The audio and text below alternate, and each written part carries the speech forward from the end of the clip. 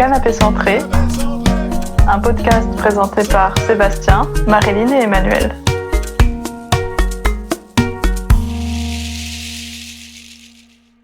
On répond à vos questions pour la deuxième fois.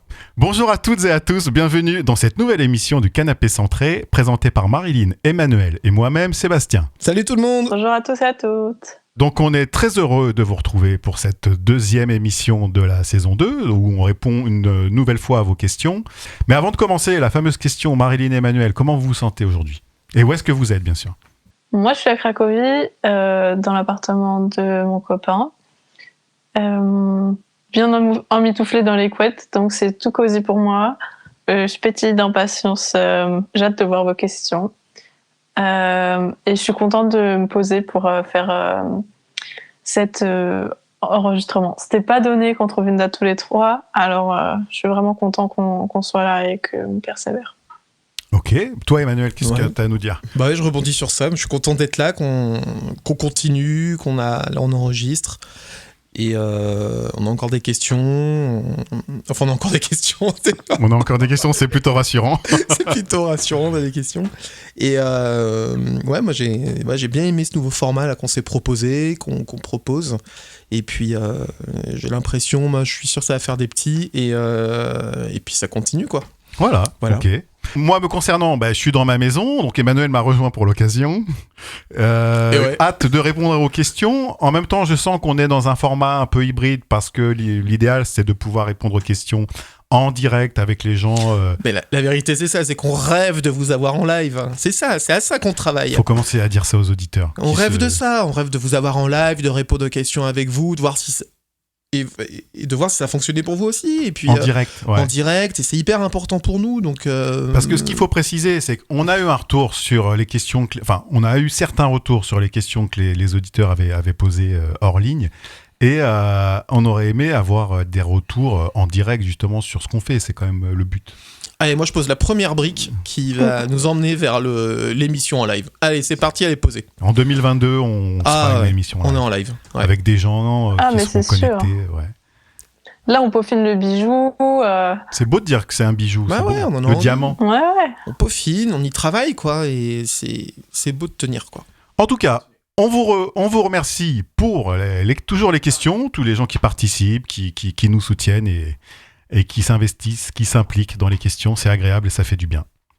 Ok, on est parti pour la... Ah oui, on est parti pour mettre en place un cercle sacré. Oui, donc en fait, le cercle sacré, chez nous, c'est aussi le salon centré, c'est un cercle...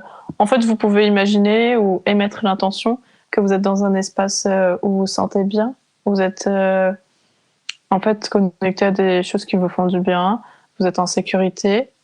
C'est aussi un espace où vous êtes accompagné par des présences, si vous le souhaitez, des présences bienveillantes, et puis vraiment un espace de transformation, de bien-être avant tout, et puis où on est tous reliés aussi dans cet espace.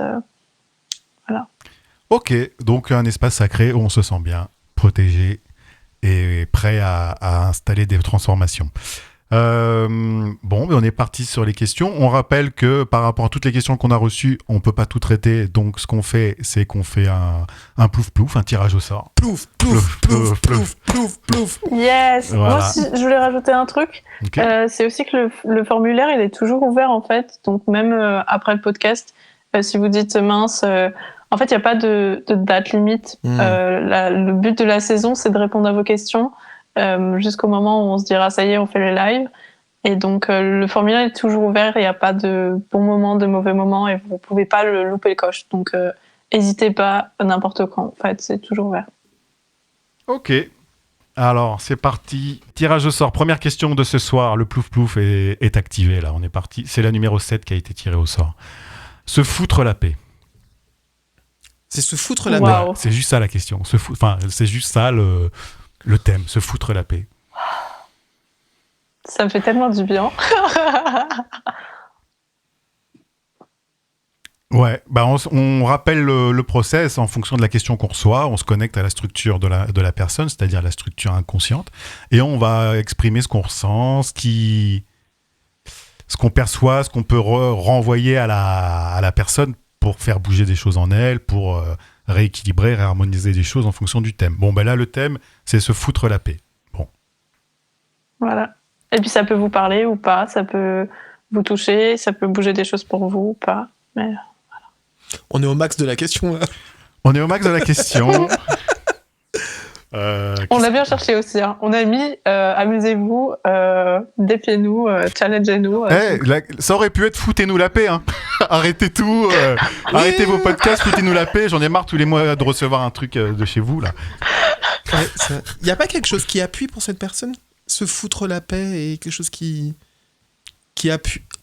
Se foutre la paix, il n'y a pas quelque chose qui appuie pour cette personne. Donc, vous savez, je sais pas si elle a envie qu'on lui foute la paix, mais elle a envie de se foutre la paix avec elle-même. Il n'y a pas quelque chose qui appuie sur elle. Ben, elle-même. Moi, je sens une part d'elle qui la lâche pas. Ouais, c'est ça, qui appuie. Les exigences. Qui va jamais lui foutre la paix et qui est toujours en attente, C'est comme si elle s'était mise à un espèce d'objectif presque inatteignable. Mais qui n'est pas elle, qu'elle n'a pas envie de... Ou alors, oui, mais qu'elle n'a pas envie de tenir. Enfin. C'est comme si elle réalise maintenant qu'elle n'a pas envie de le tenir. Ah si, c'est dans la gorge, elle a quand même envie. Coûte que coûte, elle a quand même envie. Tenir, mais elle n'a pas envie. Mais elle n'a pas envie de... Elle a envie de le tenir, mais elle n'a pas envie de vivre ce que ça implique derrière, tout le renoncement, tout ce truc qui charge et qui l'empêche de vivre et de se sentir bien. Elle a un tube dans la gorge. Du coup, oui, elle se met des exigences, peut-être des angoisses, peut-être des émotions aussi. En fait, elle se fait vivre des choses difficiles. Très dur, et justement, qui l'empêche de se foutre la paix. Alors, je propose qu'on aille voir la partie d'elle que tu as perçue, Emmanuel, qui l'oppresse. C'est où dans son corps Pour moi, elle a un tube en métal dans l'œsophage, dans le machin. Alors, je sais pas si c'est un lit d'hôpital, j'en sais rien, mais il y a un tube. Il y a un métallique, il y a quelque chose comme ça. Alors, moi, je vois effectivement une femme qui n'est pas... Ouais. Il y a une femme dans son lignage qui lui fait porter quelque chose par rapport à une maladie forte, qui prend même la gorge, qui prend même tout le côté droit. Oui. Alors, c'est comme si elle n'avait pas le droit à cette partie. Ah oui, voilà, je vois le truc. C'est comme une culpabilité d'un être cher qui est mort et qui n'a pas permis à la personne de... C'est comme si la personne se sentait coupable de vouloir vivre sa vie avec des choses pétillantes, avec des envies vraiment d'être dans quelque chose vraiment de joyeux, et qu'elle s'interdisait en... C'est quoi le mot ? Par fidélité ? Oui, par fidélité, merci Emmanuel.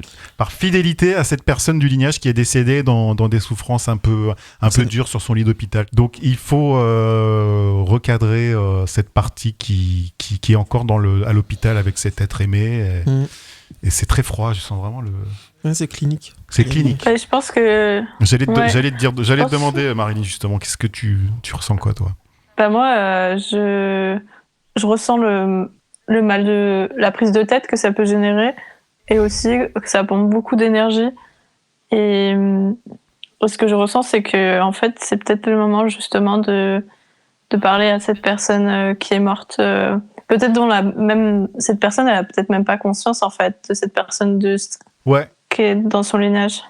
Il n'y a pas quelque chose comme ça, que vivre, pour moi, égale respirer. Puis le tube, quand tu parles de cette femme, ou peut-être une maladie, ou quelque chose comme ça, je vois intubé artificiellement, quelque chose comme ça. Ou...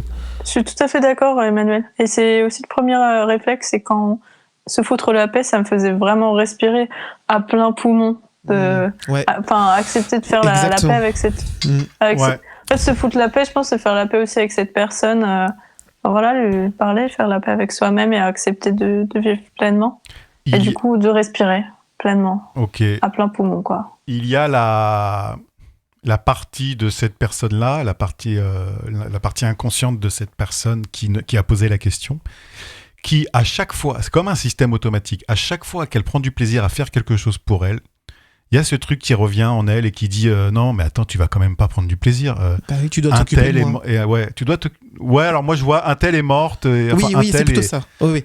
Et tu ne peux pas t'autoriser à être apaisé par rapport à ça. Ce que je ressens, c'est de faire un passage d'âme. En fait, c'est ça. Ouais, c'est ça. La personne qui est restée à la clinique et qui ne sait pas où elle est et qui est encore sous médoc et encore. C'est ça.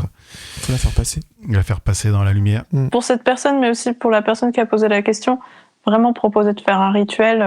Ça peut être juste allumer une bougie, en fait, en se disant, voilà, merci, j'accepte de te laisser partir, c'est dur, tout ce qu'elle peut avoir sur le cœur, en fait. Et peut-être qu'elle connaît pas forcément cette personne parce que c'est trop haut dans les générations, mais vraiment de dire merci pour l'héritage, j'accepte de te laisser partir, j'accepte de vivre pleinement ma vie, j'accepte de recevoir tes dons si tu as des dons à me donner, des choses, des guidances.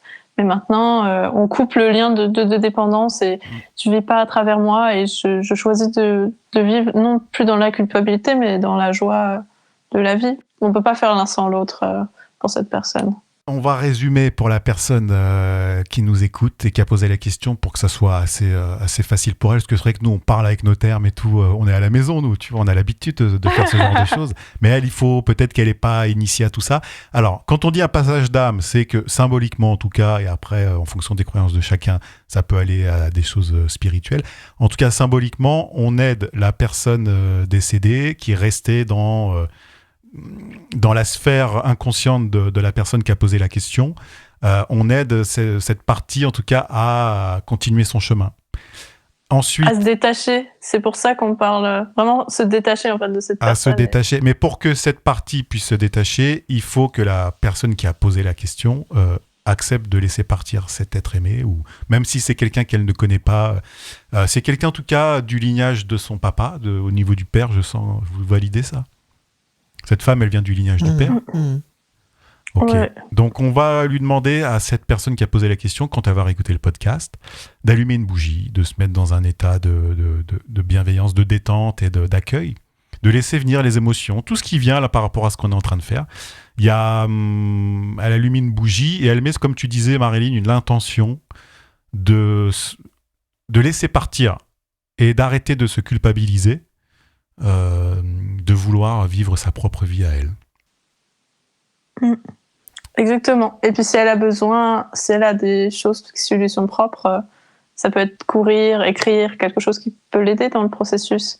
Mais ça peut vraiment être juste de mettre une bougie, je pense. On la rassure sur le fait que la colère qu'elle ressent, je sens une colère qui monte là, de pas vouloir... C'est pas une personne entre les deux là qui lui dit non, faut quand même que tu tiens pas de la fidélité, ouais, c'est le lignage qui dit tu tiens bon, tu dois être là pour t'occuper d'elle, ou moi je peux pas. Il y a pas. C'est pas que elle. Il y a une femme. Je vois une femme qui lui met la pression sur. Tu te rends compte quand même. On s'est sacrifié. Il y a un truc de sacrifice. Oui, voilà. On s'est sacrifié pour. Elle s'est sacrifiée. Dans le lignage de son père, mais c'est le lignage de l'action. C'est dès qu'elle va agir et vouloir faire des choses pour elle, dans ses projets professionnels, ses envies à elle, elle va être limitée par cette petite voix intérieure qui va lui dire culpabilise parce que tu ne devrais pas avoir ce genre d'envie. Mais par contre, moi j'ai l'impression qu'il y a quelque chose de très beau, c'est que du coup cette personne, elle a beaucoup lutté pour avoir ce qu'elle veut dans la vie. Elle a vraiment une énergie de battante et peut-être que aussi elle s'est habituée à cette difficulté. Oui. Et à ce que ce soit difficile et que ça peut générer de la colère de se dire qu'en fait, on est peut-être en train de lui dire allume une bougie. Peut-être que cette personne elle reçoit comme ça allume une bougie. On va faire un petit rituel et puis tu vas pouvoir prendre du plaisir dans la vie. Tu vas voir, ça va être plus simple. Cette personne, elle a beaucoup donné, quoi. Oui, parce qu'elle a envie de prendre sur ses épaules, elle a envie de porter. C'est quelqu'un de très fort. Cette personne qui est forte, elle a besoin d'être assurée sur le fait que ça sera pas si facile, tu vois. Sur le fait qu'elle va pouvoir continuer de porter les gens qu'elle aime, porter les difficultés de la vie, des autres, du lignage. Et...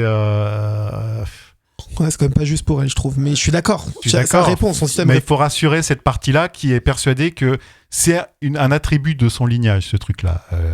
Les hommes du lignage lui ont transmis ce truc de force en elle et elle en est fière. Elle veut faire partie du groupe de ceux qui portent et la vie, elle est dure, mais on s'en sort, quoi. C'est pas si simple.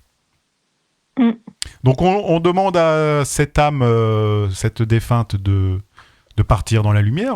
Symboliquement en tout cas, on lui crée un canal et la personne qui écoute et les auditeurs qui écoutent peuvent créer un canal lumineux, une colonne, quelque chose qui porte les personnes décédées ou en tout cas cette charge de lignage qui porte. Donc nous pareil, symboliquement, Emmanuel, Marilyn et moi on crée un sas, voilà, une porte, un sas, une colonne qui va du ciel à la terre, peu importe, tu te laisses, vous vous laissez porter. Et on laisse les défunts, les gens partir sereinement. Merci, parce que c'est quelque chose qui nous touche. Enfin, moi, ça me touche personnellement. Ouais, on est concernés, ouais, effectivement, ça nous porte aussi. Pendant que le passage se fait, je vais faire un peu de bol pour détendre l'atmosphère. Mais il y a juste un truc à dire aux auditeurs et à la personne qui a posé les questions, c'est de s'autoriser à laisser partir cette femme. Arrête de te sentir coupable de vouloir vivre ta propre vie. Et exactement là-dessus, sur les faire partir la culpabilité, je trouve que quand on vous propose de faire du passage d'âme et de faire passer les défunts dans un canal de lumière, il y a certes des défunts, des défunts qui passent, mais il y a aussi des parties mortes de nous-mêmes qu'on est prêt à lâcher aussi. C'est ce qu'on appelle, nous on n'appelle pas ça des défunts, mais ça, c'est des parties mortes de nous-mêmes qui peuvent partir. Et en tout cas pour moi c'est ce qui partait de moi. C'est des parties de notre corps qui partent, qu'on est prêt à lâcher, conscientisé ou pas, mais c'est un moment où c'est possible aussi pour que ça parte. Moi je parlais de ça symboliquement, mais t'as raison de dire ça, parce qu'on dit passage d'âme, parce que on a été un peu dans cet univers, mais dire que on lâche des parties inconscientes qu'on n'a plus besoin de porter, pour permettre à rentrer du nouveau. Allez, un petit coup de bol.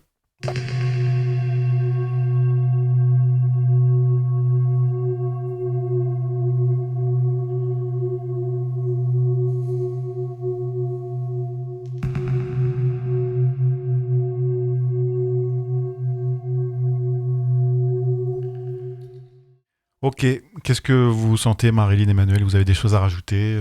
Moi, j'aimerais juste dire merci, parce que ça m'a permis de me rendre compte qu'il y a une partie de moi aussi qui croit que je dois à mon lignage de porter le poids de l'héritage, en fait, que c'est forcément quelque chose de lourd et que je dois me limiter dans ma vie par rapport aux difficultés qu'ils ont pu rencontrer dans leur vie, parce que c'était dur avant, on comprenait, et que voilà, j'accepte de laisser partir ça dans le canal de lumière.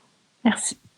Ok, merci Marilyn. Il y a une femme dans le canal de cette personne qui a posé la question, sa mère, qui est très triste et très désespérée. Vous sentez ça? Elle a peur que sa fille, elle l'aime plus, si elle accepte de vivre sa vie et peut-être de sortir un peu de son aura de dépendance. Voilà, moi, parce que quand tu disais qu'il l'aime plus, j'ai pas perçu ça directement, mais effectivement, j'ai perçu la dépendance de la maman qui a peur que sa fille s'émancipe et décide de tracer et de faire sa vie, et du coup, sa mère se sent abandonnée et triste. Parce qu'en fait, ce schéma de dépendance à cette femme qui était dans la clinique et qu'on a porté, ça arrangeait bien à la maman aussi de garder un espèce de cocon et de lien fort. Je pense que tout a été dit par rapport à ce qu'on peut faire dans le podcast. Il y aurait bien sûr des choses à voir en plus, mais voilà. Nous, on voit les premières couches. C'est ce qu'on a dit aussi, c'est le concept. Et l'idée, c'est de... moi, je sens qu'il y a d'autres couches, mais effectivement, pour le podcast, la personne, on l'invite, on l'encourage à continuer ce travail, soit avec l'un de nous, ou soit avec un accompagnant. Oui. Ou avec nous tous. Ou elle passe à la maison. Enfin. Allez, on continue. Merci pour la question, en tout cas. Merci. On va se faire un petit plouf-plouf pour la deuxième question. Plouf, plouf, plouf, plouf, plouf, plouf. Ok. Pourquoi, lors d'un décès d'un proche au sein d'une même famille, certains n'ont pas besoin de faire leur deuil, tandis que certains membres vont y passer plusieurs semaines? Ok, ça vous inspire quelque chose? Merci déjà pour la personne qui a posé la question. Ouais. Bah, c'est marrant parce que, enfin, c'est marrant. Par rapport à la première question, on était quand même dans le deuil, dans le passage d'âme, dans la symbolique autour des défunts où on porte des choses. Et là, on parle de cette deuxième question et l'atmosphère est glacée dans la pièce. On est clairement dans la mort. On est clairement en contact avec des gens morts. Il y a du jugement, non? C'est pas mal. Mais non? C'est aussi la question du lâcher prise, hein. Comme dans la première, laisser partir les morts, le passé. Laisser partir les morts. Après, dans la question, ce que je perçois, pourquoi lors d'un décès d'un proche au sein d'une même famille, certains n'ont pas besoin de faire leur deuil? Alors j'ai du mal avec ça. Moi, ça me renvoie un peu de jugement sur de la compétition à celui qui pleure le plus ou qui montre plus qu'il est triste ou autre. Ou c'est là, c'est ça.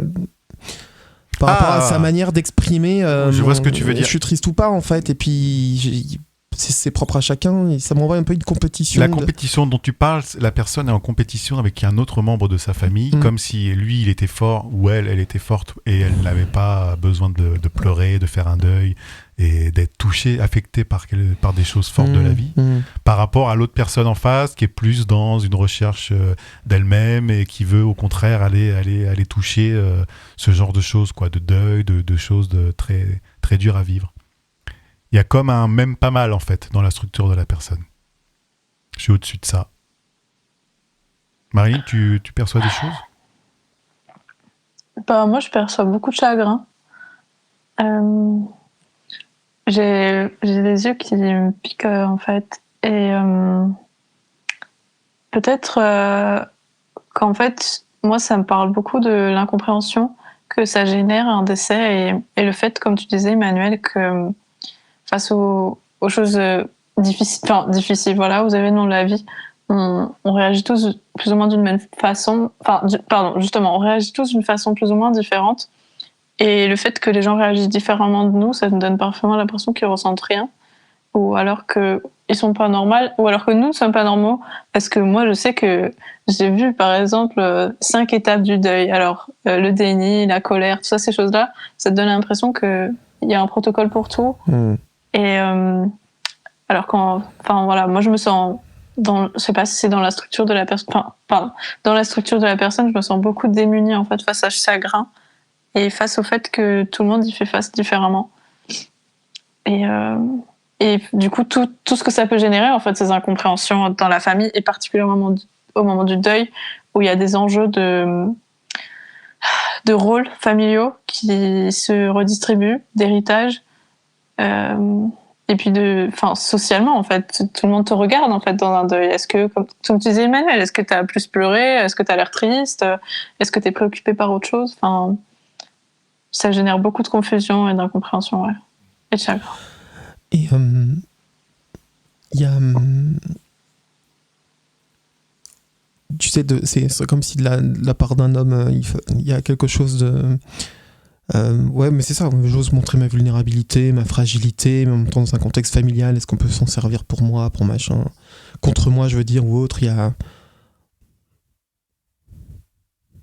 vois un petit enfant qui est confus, en fait, qui aimerait bien pleurer quelqu'un. Ouais, qui est pleuré, ou rassuré, avoir une main sur l'épaule, et en même temps...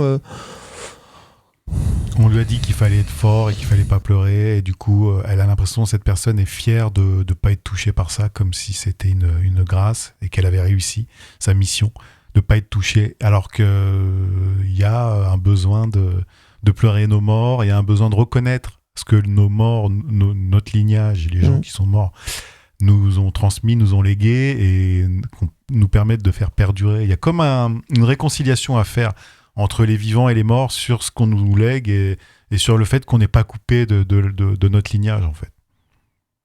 Recréer un lien, un pont entre le lignage et la réalité, et la vie. Il y a beaucoup de chagrin aussi pour tout ce qui n'aura pas lieu, en fait.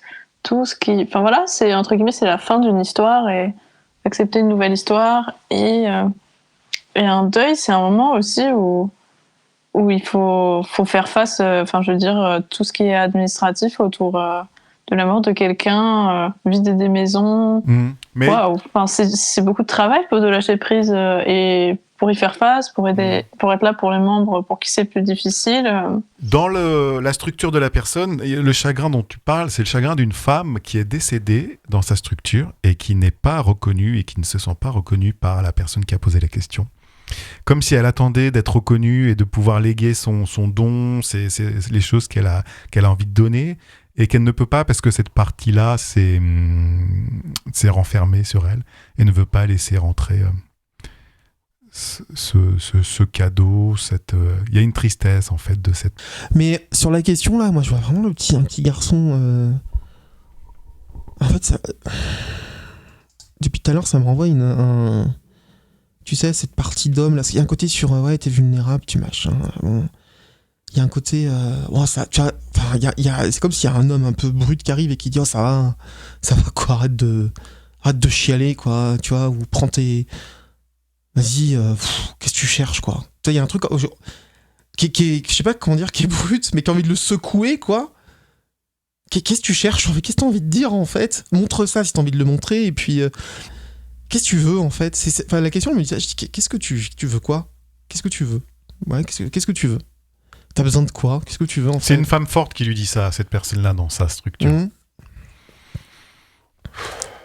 Est-ce qu'on peut récapituler comme on a fait pour la première fois?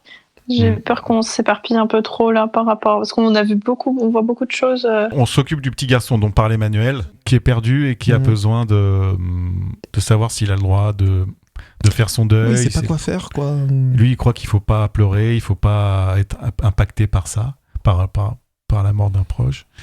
Et il a besoin d'être assuré, ce garçon. Donc, qu'est-ce qu'on peut dire à cette personne? Que c'est ok de ressentir ça, non? C'est ça, quand je parle du côté tranchant, c'est ok. T'as besoin de pleurer la mort de cette femme. Alors, peut-être que la personne qui écoute va pouvoir savoir de qui il s'agit. Dans son lignage paternel. Marilyn et Emmanuel, vous pensez? Vous ressentez? Paternel? Ouais. Paternel? Ouais. Ça, je sais pas bien, là, pour le coup, là, je vois pas bien. Bon, moi, je vois une femme du lignage du père. Bon. Totalement. Qui a besoin... Elle, pour le coup, elle sait qu'elle est morte, elle est là, mais elle est en colère de pas... Elle dit, putain, mais reconnais-moi et prends ce que je te donne et je pars. Mais ne fais pas ton idiot, ne fais pas celui ou celle qui est imperméable à ce genre de choses et qui est intouchable, comment on dit, insensible, voilà, à ce genre de choses. Ok. Et c'est ok en fait si ça prend plus de temps que les autres. C'est ok si tu croyais que en fait t'avais fait le deuil, mais c'est pas fini. Il y a du chagrin qui revient. C'est ok si t'es en colère et alors que voilà. T'es en colère contre cette personne d'être partie, alors que bon, peut-être que t'as l'impression que tu devrais ressentir d'autres émotions. C'est ok si c'est pas confortable. C'est ok si les gens ils comprennent pas ce que tu ressens, ni même toi en fait. C'est ok si tu te sens seul, mais t'es pas seul.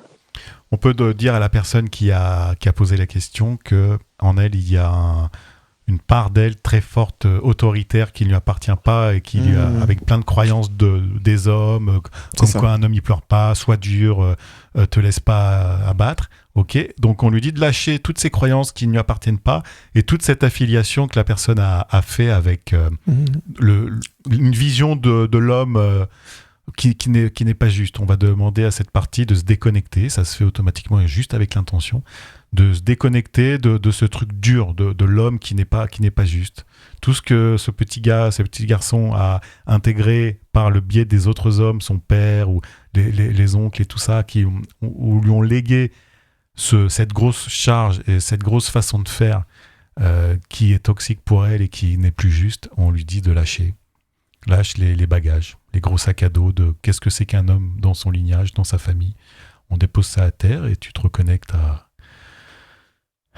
à la plus belle vision de l'homme dans ta structure, dans ton être lumineux.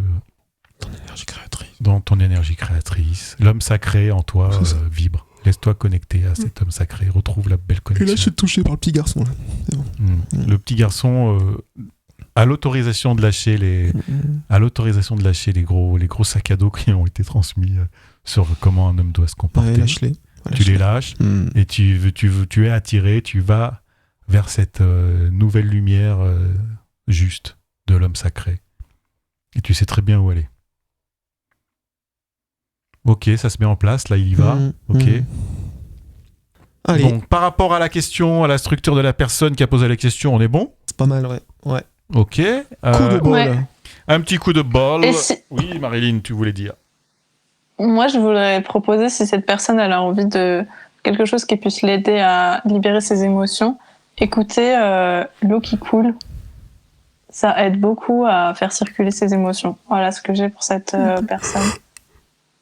Ça peut écouter une vidéo de cascade ou quelque chose, mais voilà, ça aide beaucoup à laisser circuler les choses. À la place d'un coup de bol, je mettrais dans l'enregistrement un petit son de pluie, de bâton de pluie. Ah ouais, s'il te plaît. Ouais. Ah ouais. Ou de fontaine. D'ailleurs, achetez-moi un bâton de pluie, s'il vous plaît, pour mon anniversaire. Cotisez-vous en 2023. En 2023, ou alors avec le budget canapé centré, on s'achète un gros bâton de pluie et on fait... Appel au don. Appel au don. Appel au don. Non mais voilà, je vais mettre là une petite bande son d'un... Vous donnez ce que vous voulez, hein. C'est à partir de 50, vous donnez ce que vous voulez. À partir de 50 €, vous êtes libre de donner. Un bâton de pluie, le son d'un bâton de pluie là en fond qui va permettre de faire circuler les émotions, toutes les tristesses, tout ce qui a été mis en... Voilà, ça sera ça à peu près. Ok, allez, en attendant un coup de bol, en attendant d'avoir plus de budget.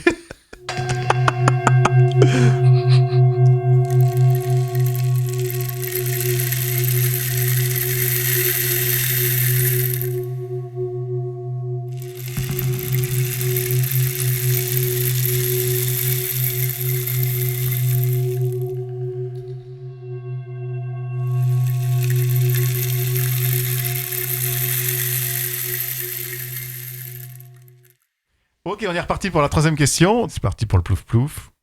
Oh, elle est super cette question. Alors, j'ai beaucoup de colère en moi. Elle me fatigue et me cause des maux physiques. Entre parenthèses, maux de ventre, mal au dos. Comment m'en délester? Ok, je la repose. J'ai beaucoup de colère en moi. Elle me fatigue et me cause des maux physiques, des maux de ventre, mal au dos. Comment m'en délester? Wow, c'est magnifique. Mais pas pour elle en tout cas. Non, mais c'est hyper, je sais pas comment dire, ciblé. Enfin, on sent que la personne est vraiment consciente de ce qu'elle vit. C'est ça que j'ai bien aimé. Je trouve que c'est bluffant en fait. On dénigre pas les autres questions, chers auditeurs, mais cette question-là, elle dégage une espèce de conscience de soi. Alors, je sais pas du tout qui c'est, mais en tout cas, c'est une question où tu sens que la personne est attentive à ce qu'elle vit et est consciente qu'elle est créatrice. Bon, voilà, j'en avais peut-être trop dit, mais en tout cas, je perçois ça. Par rapport à la question, Marilyn Emmanuel, est-ce que vous avez un ressenti? Est-ce que vous voulez exprimer quelque chose? Très bien, on passe à la question suivante. Je sais pas si on peut aller là-dedans dans le système. Je ressens beaucoup d'impuissance en fait. Comme si, en fait, cette personne dans sa structure, sa colère, elle se retournait contre elle et elle se retrouvait à subir ses propres émotions. Qu'elle refoule et qu'elle sait pas comment exprimer. Et du coup, vraiment un sentiment d'impuissance. J'ai du chagrin, j'ai les larmes qui montent aux yeux. Vraiment. Et puis du coup, cette personne, elle est coupée de la vie en fait, parce qu'elle est tout le temps à batailler avec cette colère, qu'elle sait pas comment exprimer, et dans un cercle vicieux en fait de impuissance, colère, plus d'énergie, impuissance, colère. C'est comme si elle était dans les limbes en fait. Il y a exactement ça. Ouais. Il y a quelque chose de... Il faut lui reconnecter à la vie, en fait. Cette colère est tellement intense, on est connecté, on l'exprime quand même à la personne qui a posé la question, on la ressent, sa colère, dans sa structure. Elle est assez forte et puissante pour aussi nous faire un peu bouger. Donc, on a besoin d'un petit nettoyage, là. Je vais faire vite fait ça pour enlever pour faire circuler la colère. Alors, déjà ça. Ouais, remettre de l'eau. Parce que la colère, c'est beaucoup de feu. Mettre de l'eau, ouais.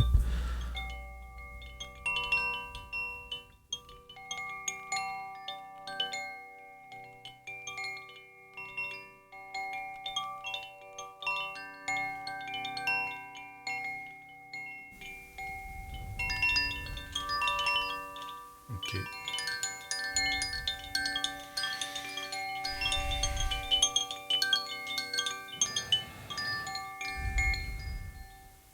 Ça fait du bien. Ouais. T'as entendu, Marilyn?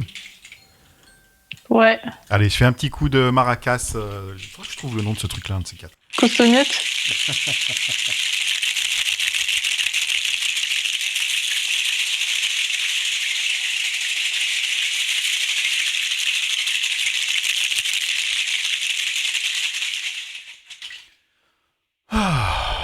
Ouais.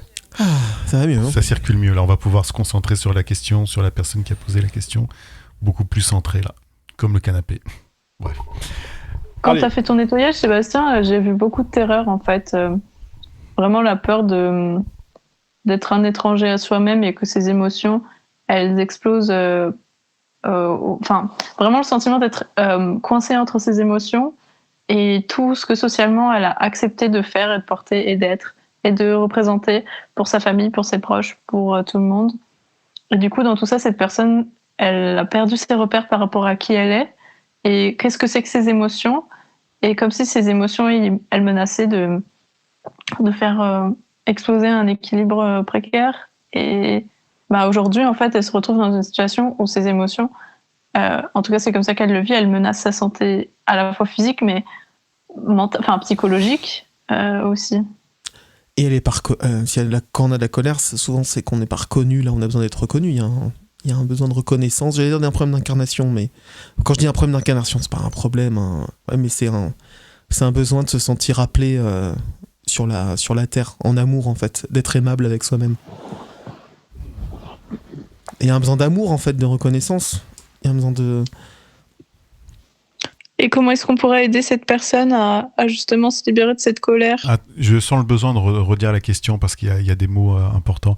J'ai beaucoup de colère en moi, elle me fatigue et me cause des maux physiques, maux de ventre, mal de dos. Comment m'en délester ? Je voulais parler déjà des maux de ventre. Moi, ce que je ressens, c'est qu'elle a un homme à vomir, un homme qui est encore en vie. Son ancien petit ami ou enfin je sais pas, non, c'est exactement ça la tristesse, c'est ça. Quand je dis la tristesse, en fait, c'est ça, c'est qu'elle est pliée. Moi je vois quelqu'un plié en deux comme ça et qu'elle oui. Elle a un homme qu'elle n'arrive pas à lâcher dans sa structure. C'est quelqu'un qui fait office de père, ou voilà, c'est peut-être un petit ami, un petit ami, un mentor, quelqu'un d'important dans sa vie qui l'a aiguillé, qui lui a montré le chemin, enfin, pas guidé, ni aiguillé, ni montré le chemin, mais inspiré. Voilà, inspiré, c'est le mot que je cherchais, merci Marlene. Voilà. Est-ce que tu peux expliciter ce que tu veux dire par vomir cette personne, justement, pour les auditeurs ? Vomir cette personne, c'est du dégoût. Elle a été trahie c'est un sentiment de trahison par cette personne qu'elle a estimée beaucoup. Et du coup, elle a envie de la vomir. Mais le problème, c'est que du coup, elle ne sait plus à qui se fier pour être en sécurité et se donner envie d'aller sur le bon chemin. Parce que c'est une figure de... Qui l'a influencé, hein. Dominante. Hein. Influencé. Qui l'a influencé. Qu'il a un peu lâché après. Qui représente peut-être un idéal, en fait. Et quand un idéal meurt, on ne sait pas forcément... à quoi se référer. Donc, mot de ventre, c'est une personne laisser partir un idéal par rapport à une personne à qui elle tenait beaucoup, qui l'a inspirée et qui elle a un sentiment de trahison ou de quelque chose de difficile qu'il faut laisser partir. Voilà, et elle ne sait pas à qui se référer pour pouvoir continuer son chemin de vie, parce que tout ce qu'elle avait créé dans sa propre vie était en résonance avec l'inspiration de cette personne-là. Elle a l'impression que c'est plus possible sans elle. C'est plus possible et que ça vaut plus le coup. Et c'est pour ça que je voyais les limbes, en fait.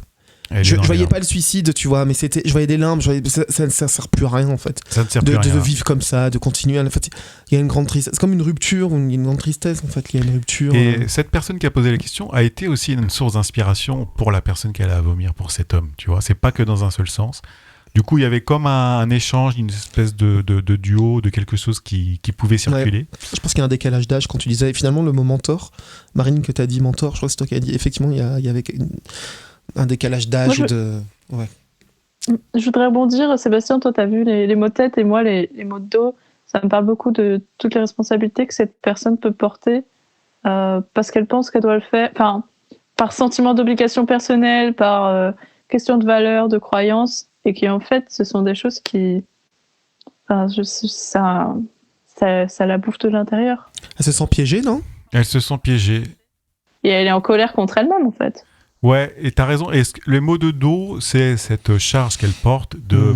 Maintenant qu'il n'y a plus de mentor dans sa structure, elle devient mentor à sa place, enfin, pour elle-même, et elle se sent la responsabilité de devenir mentor, elle aussi. Je sais pas si je suis clair, il y a un truc à dire là. Si, moi je trouve qu'on tourne vraiment, comme tu disais tout à l'heure, à la sensation d'être piégé, à la sensation d'impuissance et vraiment de repère. C'est vraiment les 3 termes, j'ai l'impression qu'ils reviennent beaucoup. Alors on va faire partir, comme tu disais Emmanuel en début de séance, symboliquement la partie morte de cette partie-là, de la personne qui a posé la question. Il y a un deuil à faire de cet homme, alors peu importe si c'est quelqu'un de vivant, quelqu'un de décédé. En tout cas, c'est le moment de lâcher tout ce qui a été créé par inspiration avec cet homme-là. Voilà, on fait un canal de libération et on propose à la personne qui a posé la question de laisser partir, de faire le deuil, de défusionner de cette colère, de cette trahison. C'est le moment de partir en paix, c'est le moment de faire la paix avec cet homme, de le laisser partir. Aujourd'hui, tu es capable, je parle à la personne qui a posé la question, aujourd'hui, tu es capable de continuer ton chemin seul ou accompagner d'autres gens qui vont t'inspirer.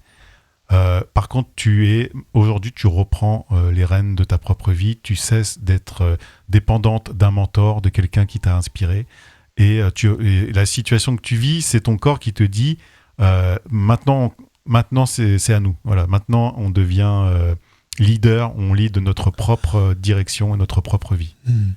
Et je sens qu'il y a quelque chose à faire pour... parce que moi, c'est en résonance pour cette partie la partie de cette personne qui est déçue. Qui a envie qui se conforte aussi dans ce truc. Parce que c'est agréable aussi. Qui cherche un coupable. Qui cherche un coupable, c'est agréable aussi pour elle de se sentir complètement sans repère, sans siège,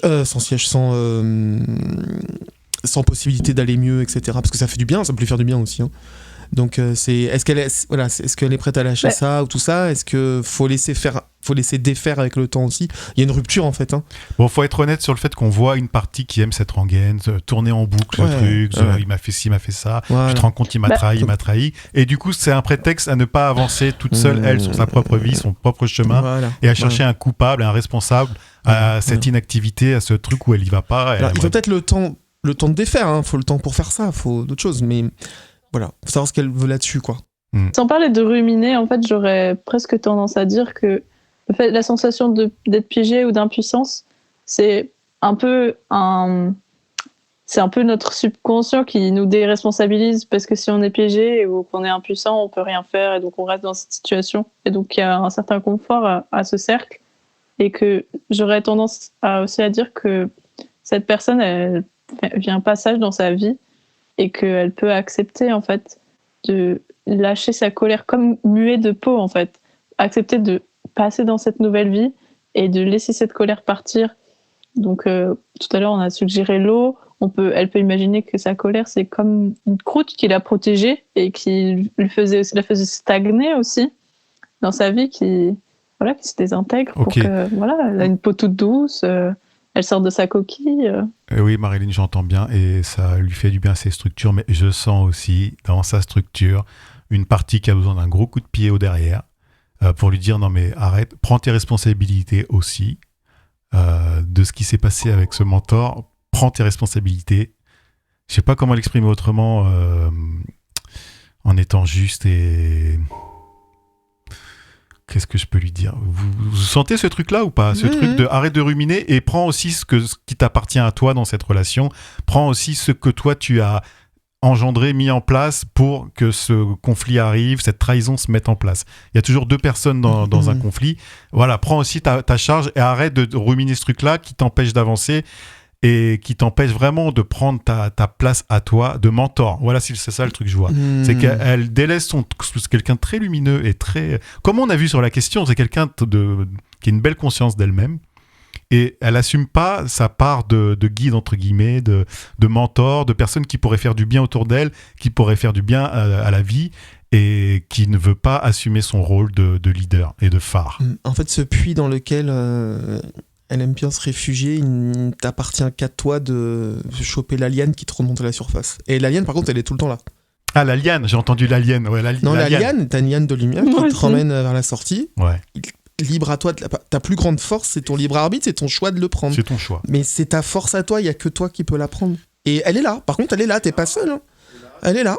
Et tu la prends, elle te hisser vers le haut. Hein. Il y a un peu une métaphore de l'accouchement là, mais c'est à toi de décider de sortir en fait. Et on peut pas agir pour toi parce que de toute façon c'est déjà en train d'agir pour toi. C'est à toi de décider ça. Et l'alien est là. Rassure-toi, l'alien est là. Si t'as besoin d'être rassuré là-dessus, l'alien est là. Quand tu te sens prêt, quand tu choisis d'y aller, de passer à l'acte, on peut lui conseiller un acte psychomagique par rapport à cette personne. Voilà, moi je sens vraiment une personne très, très connectée à elle-même. Et en fait, quand elle va décider d'y aller, de passer à autre chose et de foncer pour exprimer qui elle est vraiment avec ce phare et ce guide intérieur qu'elle voudrait exprimer, il y a quelque chose qu'elle peut faire pour dire ok, pour dire à l'univers j'y vais, allez c'est bon, je laisse ce truc-là, j'arrête de nourrir ce conflit interne qui me fait vomir, enfin qui me donne envie de vomir et qui me plombe, et j'accepte d'être ce leader. Cette personne qui va leader les autres et qui va mettre des projets en place qui vont faire du bien autour d'elle. Mais alors pour ça, qu'est-ce qu'on peut lui proposer comme acte magique ? Par rapport déjà à cette personne avec qui elle est en conflit, qu'est-ce qui pourrait... J'aurais deux petites idées, peut-être faire une réconciliation avec cette personne, même intérieure, imaginer de lui dire ce qu'on a envie de lui dire. Et aussi, peut-être faire en fait, écrire la personne qu'elle était et la personne qu'elle est et qu'elle veut être en fait. Dire voilà, sur une feuille qui j'étais, qui je laisse derrière moi, et sur une nouvelle feuille qui je suis, qui je veux être, qui je veux incarner. Ouais, je pense que ce qu'elle a besoin de voir, c'est ce qu'elle a admiré chez cette personne, c'est des attributs qu'elle a en elle, c'est des qualités qu'elle a elle aussi, et qui ne veut pas, elle veut pas sans... C'est souvent ça d'ailleurs, c'est toujours intéressant. Donc fais-toi une liste en disant, bah, ça j'aimais ça chez lui, j'aimais ça, même si c'est dur d'avoir un retour et un regard objectif sur soi, tu listes, tiens, cette personne qui m'a beaucoup inspiré, j'aimais ça chez elle, cette capacité à faire ci, à faire ça, et déjà reconnais que ce sont des choses qui sont en toi, qui sont peut-être à exprimer, à laisser sortir, mais en tout cas qui sont disponibles. Mais il y a un truc à faire. Alors moi, je vois vraiment pas possibilité d'aller en contact avec cette personne-là. Non. Il y a un truc qui est brisé. Mais en tout cas, de se rendre vulnérable devant cette personne, un acte de réconciliation, c'est extrêmement vulnérable quand même. Bah, réconciliation avec elle-même, ok, ouais. Mais qu'est-ce qu'elle peut faire pour effacer son numéro ? Alors je sais, parce que je sens encore une attente d'un lien avec cette personne. Il y a une rupture en fait, donc oui. Donc efface son numéro, tout ce qui te relie à elle, supprime ça. Et j'ai envie de dire, en fait pour moi ça, parce que c'est des choses que forcément je connais dans ma vie, j'ai connu. Et il y a chopé l'alien pour sortir quoi de ça, comme on disait tout à l'heure, mais il y a le temps aussi. Il faut laisser défaire, faut laisser. Oui, mais la personne pose une question, je sens qu'elle est prête. Ouais, en fait. À ce moment-là, est-ce que nous on fait moi j'avais envie de proposer peut-être une visualisation mais non mais attention, regarde, quand je vois la personne là dans sa structure en train d'effacer le numéro ou le mail ou tous les contacts qui la relient encore à elle, ça lui prend le bide, hein. C'est à vomir, tu vois. Ça la libère parce qu'elle coupe le lien fort qu'elle a avec la personne. Oui. Mais c'est à elle de le décider, comme on a dit, elle est consciente et elle choisit ou pas d'y aller. Tu vois ? Enfin, vous voyez ou pas ? Alors je sais pas, on a que psychomagique, est-ce que est-ce qu'elle pourrait prendre dans un sac dont elle se fiche, la lourdeur, je sais pas, elle peut mettre autant de cailloux, de poids dedans qui équivalent à la lourdeur de ce qu'elle ressent. Et ça, elle le jette dans un lac, ou elle l'enterre, ou elle le rejette dans un lac, elle le rend minéral, quoi. T'as raison, ça marche, ça fait bouger, ça. Elle prend un sac, quel genre de sac, on lui dit quoi ? Bah, moi, peut-être pour pas polluer l'eau, mais un sac biodégradable, j'en sais rien. Mais non, mais parce qu'attention, elle va mettre dedans, mais à la hauteur de la charge qu'elle estime. De la colère. Ouais. Donc elle prend des parpaings, des cailloux, elle va dans un parc, elle remplit ce gros sac. Un truc solide quand même, hein, parce que. Un truc solide, bien sûr. Ouais. Pas un sac plastique, n'importe. Vraiment un truc fort où dedans elle charge le poids de sa colère, de sa rage. Elle met tous ces cailloux dans ce sac, elle le porte et elle décide de le jeter je sais pas, renvoyer les cailloux sans jeter le sac, mais renvoyer les cailloux dans l'eau, jeter. Voilà. Elle a besoin de jeter cette colère. Oui, un par un d'ailleurs, en conscience d'ailleurs. Quelle partie de cette colère elle jette? Enfin, toi, quelle charge? Je sais pas si je dis pourquoi, s'il y a 10 cailloux, bah, ce caillou ça représente telle chose, hop, je le jette. Avec des telle gros chose, je m'en mots, sépare. Des gros mots, voilà. En conscience, ouais. Tout ce que tu as envie de lui dire, de le jeter à la figure, tout ce que tu ressens, mais t'as pas de Hello, mots. elle saura gérer ça. Ouais, Hello, elle gérera. Et puis problème. derrière, tu vois si tu es capable d'effacer tout contact avec elle, avec cette personne-là. Ça va déjà te faire du bien, là. Et je pense que derrière, tu vas vomir la personne, ton corps, il va te libérer de ça. Et tu vas arrêter de porter... C'est vrai que c'est plus léger quand même. Je pense que, comme pour une des précédentes personnes, il y a encore des chemins à faire, parce que c'était première couche, et il y a probablement d'autres couches, vraiment. Mais que c'est un bon premier pas en avant. Puis le temps fera son affaire derrière. Ouais. Et rassure, il y a une femme sur son dos qui veut pas qu'elle fasse ce truc-là. Bon, ok, allez. Une maman, hein. Ouais, une maman qui profite de la situation, de ce conflit pour rester dans sa structure. T'as vu, je t'avais prévenu, machin. Ouais, et puis comme ça crée un lien. Bon. On invite cette personne qui a posé la question à continuer le chemin déjà nous faire un retour sur le...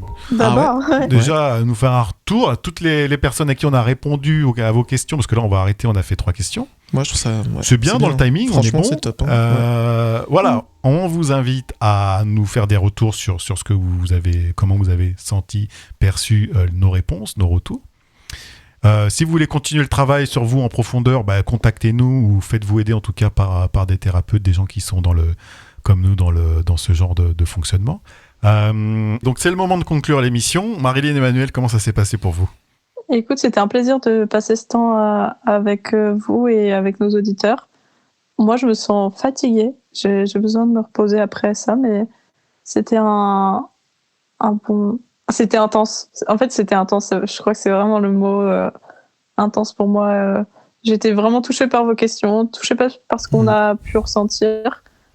Et puis de s'être laissé porter comme ça. Et merci de votre confiance. Et puis, j'ai hâte d'avoir vos retours. Voilà. Ok. Et de remettre ça. Et toi, Emmanuel? Non, un peu pareil. Pareil. Je peux rajouter sacré job et job sacré. Ok, sacré job sacré. Non, mais moi je suis content des questions qu'on a eues. Voilà, il y en a eu moins que d'habitude. On en a traité moins que d'habitude, mais on les a traitées un peu plus en profondeur. Ah ouais. Et ça, j'ai aimé. Voilà. Chers auditeurs et auditrices, on vous remercie pour votre écoute et pour votre participation à ce nouveau concept. Ouais, merci. Merci à vous. Abonnez-vous sur les réseaux. Vous pouvez nous laisser vos futures questions dans le formulaire juste en dessous de la description du podcast. N'hésitez pas à vous abonner, à partager, à liker et à commenter l'émission. Voilà, en fonction de ce que vous avez ressenti. On vous retrouve tous les premiers jeudis de chaque mois à 18h. Donc ce sera au mois d'avril maintenant. Au mois d'avril, ouais, exactement. Et d'ici là, prenez soin de vous et puis on vous dit à très vite, quoi. Et buvez de l'eau. Et puis hydratez-vous comme... Oui, t'as raison Emmanuel, non mais sérieux, c'est un vrai conseil. Hydratez-vous. Dormez bien, hein. Ouais. Dormez bien, prenez soin de vous. Voilà. Merci à tous et à la prochaine. Ciao. Merci à toutes et à tous. Merci à à très tous. vite.